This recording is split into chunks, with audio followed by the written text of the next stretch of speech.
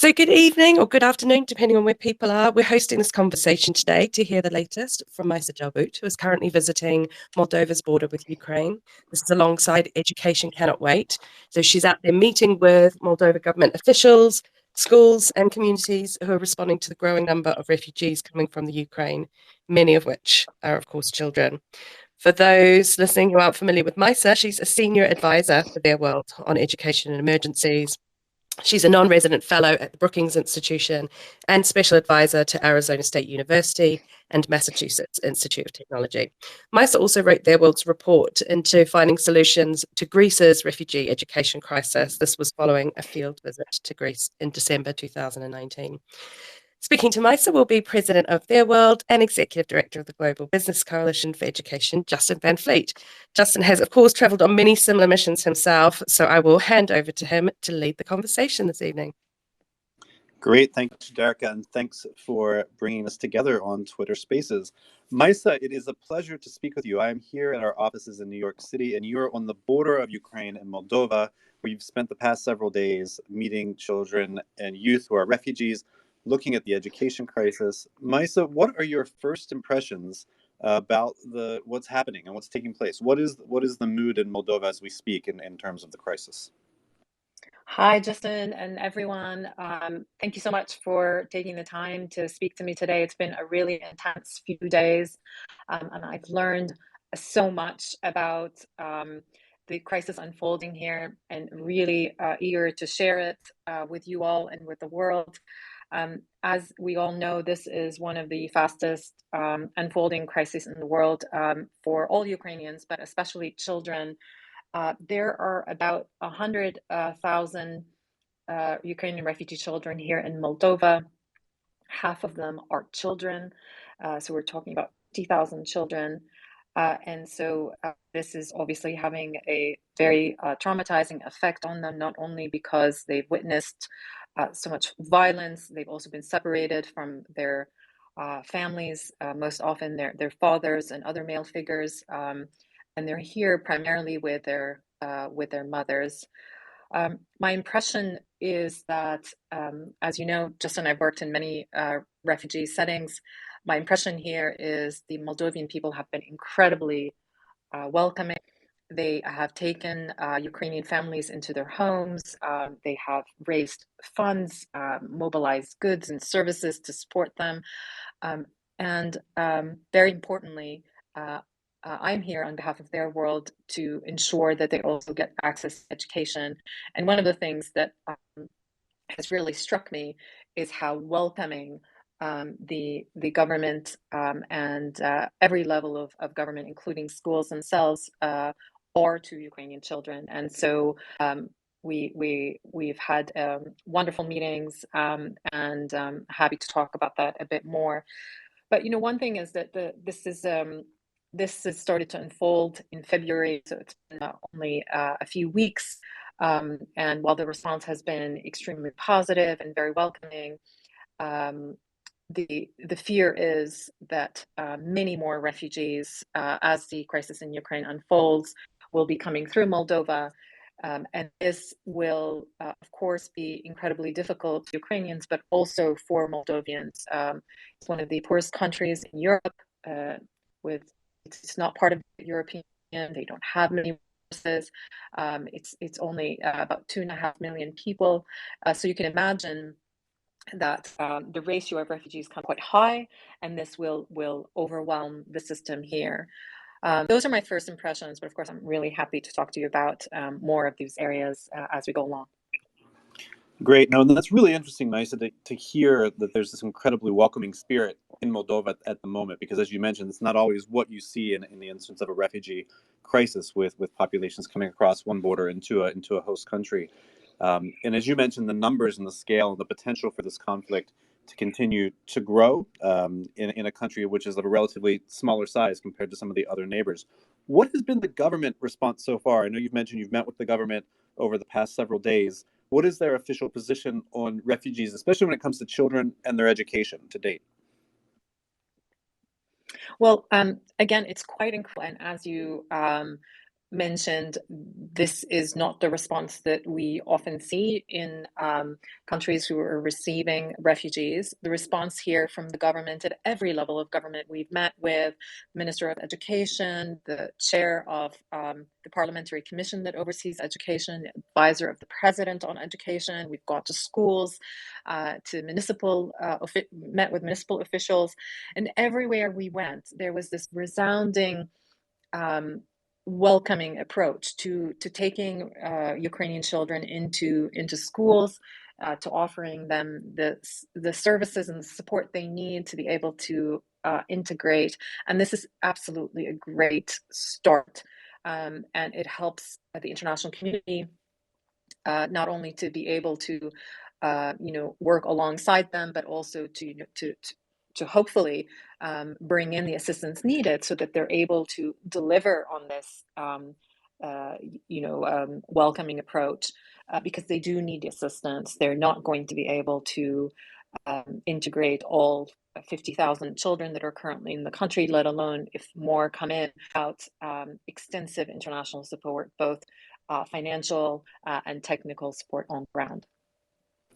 And Maysa, I imagine in your visits, you've met with children, you've met with Ukrainian parents.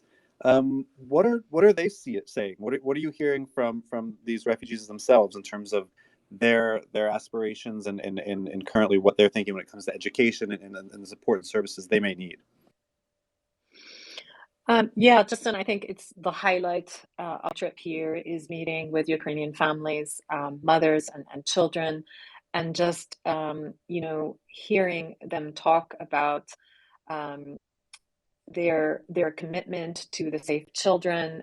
This is why they're here, and the priority that they place on education, which of course is no different to all refugees that I've met around the world. As you well know, they prioritize education as one of their most essential needs, next to safety, shelter, and essential survival. Education is a top priority. I think there are many challenges that they're grappling with as families, and many challenges that the Moldovan government and school level officials are grappling with, and so it isn't just as easy as sort of saying, "I want my child to go to school," and they could just go there. They're certainly welcome. This is the current position, but there are differences in languages. So there, for those children who don't speak Romanian, which is the local language of instruction primarily, or Russian, which is some schools are Russian here, then it's extremely challenging to integrate into schools. But I think before getting into a lot of these very important challenges, one thing that really struck me, and I found it so sad on many levels, but at the same time completely understandable. The majority of people that we spoke to, and certainly this was repeated over and over again during our visit, still presume that they will be going back to Ukraine shortly. Certainly that is their hope, that the crisis will end and that they'll be able to go back to their homes and go back to their schools. Many Ukrainian families have chosen for now to continue their education online with the Ukrainian Ministry of Education. We'll talk about that in a bit more detail as to how that looks. But for now, as a result of all of these things that I just mentioned, particularly the desire to go back, only 1,600 Ukrainian children have actually integrated into local schools here in Ukraine. There's somewhere around 38,000 children who are not going to school, and local officials think that a big part of that is because they're not planning on staying here, either going back to Ukraine or moving on to other parts of Europe. But we know from other refugee situations and crises that the longer this crisis continues, the less likely that will be the case, and the more refugee children that will have to integrate and will have to accept that they will need to make very tough choices about their children's education future. No, that's really helpful and insightful to hear, what you're hearing and seeing from their experiences. And you're right. I mean, it's a truly devastating situation, and to be in the position to have to make those choices for yourself, your children, your family, and it filters into every single aspect of your livelihood, including education, how your children continue to learn, what curriculum they continue to use. And it's also interesting to hear that in Moldova, like other places, we're seeing this trend of allowing the Ukrainian curriculum to continue to be taught remotely, and in many cases by Ukrainian teachers who are still inside the borders of Ukraine. No, Maysa, as we at Theirworld, as an organization, we've done plenty of work in various refugee contexts. In Lebanon, we've been involved in working together with the refugee response to the Syria crisis, more recently in Greece. As we look in Moldova and then potentially around the surrounding regions of Ukraine in this particular response, what types of support do you think we'll be looking to provide? What are some of the needs that an organization like ours will be able to fill, and why is it so essential that we're involved and that we're trying to find ways to provide support for the continuity of education and psychosocial support for children? So what are some of those things that we might consider supporting in the coming weeks? Well, I think Theirworld can play such an important role here for a number of different reasons. Of course, everybody knows, and I think it was widely recognized here as we were part of a large mission with donor agencies, UN agencies, and of course, Education Cannot Wait, that Theirworld brings the strength of advocacy, being able to bring the voices of refugees as well as the partners and the Moldovan government to the international community. As you know, and for people who are watching this crisis unfold on television, a lot of attention has been put on what's happening inside Ukraine and perhaps where the larger number of refugees have been going to the bigger neighboring countries. But Moldova has not necessarily received the attention that it deserves, particularly as we've talked about that they don't have as many resources. They're in a very sensitive position. And supporting them and supporting the refugees is really critical, not just for the refugees, but also to Moldova itself. So the advocacy is really essential, and Theirworld is, particularly well equipped to do that. But also the experience of having worked in other contexts, bringing that experience and being able to share it with the organizations that are working here, working alongside UNICEF and UNHCR and Education Cannot Wait. Is so crucial.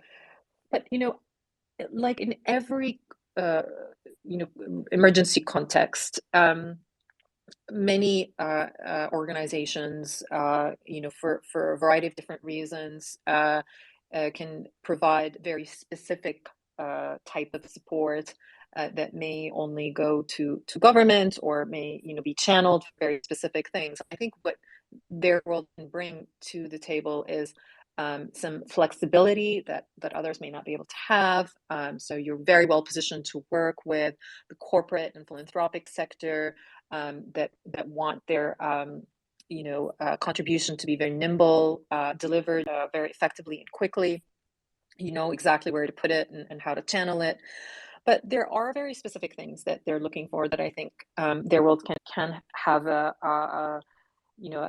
role that really supports everyone. For example, they are looking for support for digitizing their education, much more support in the way of social assistance for, of course, children and teachers who are trying to support children.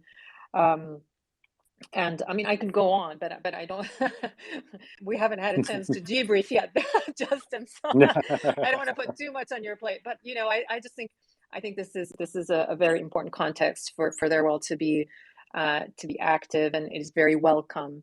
And certainly, all the different partners there felt that our contribution was very valuable and looked to our continued engagement.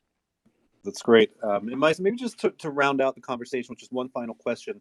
You're at Theirworld, we very much believe in forging powerful partnerships, and that's how we get things done, by working together. And that's why businesses in our Global Business Coalition are very interested in how they can support and are looking to learn from what you're finding on this mission. And that's why we're on this mission today with Education Cannot Wait, the UN agencies. I know there are representatives from the UK and US government with you as well.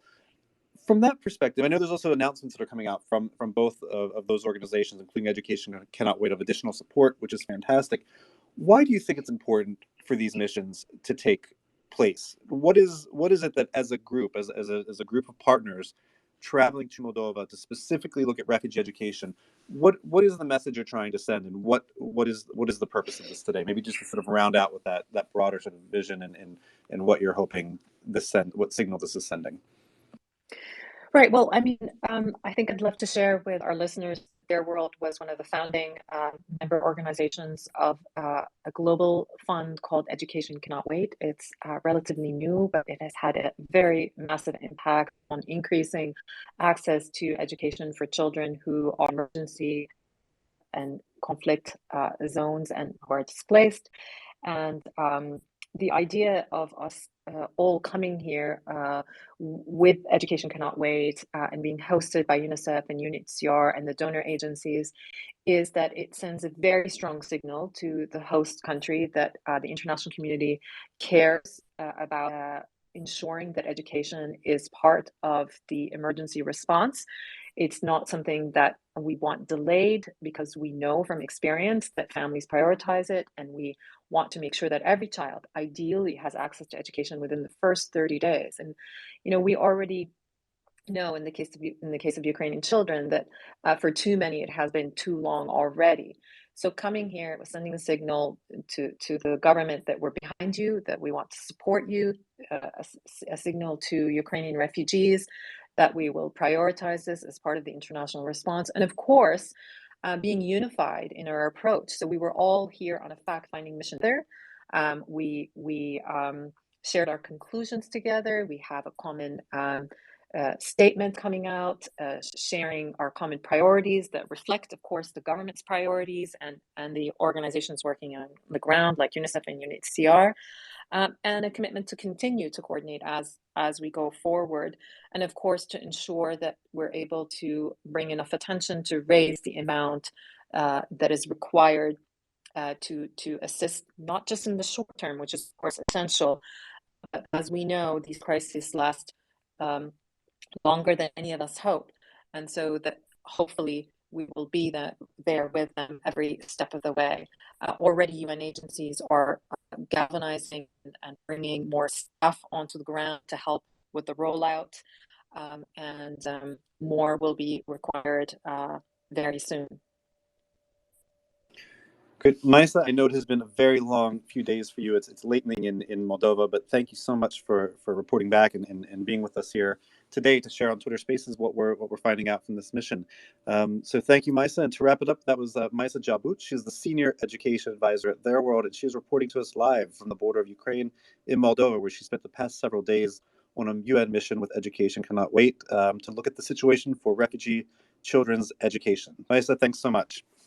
Thank you so much, Justin.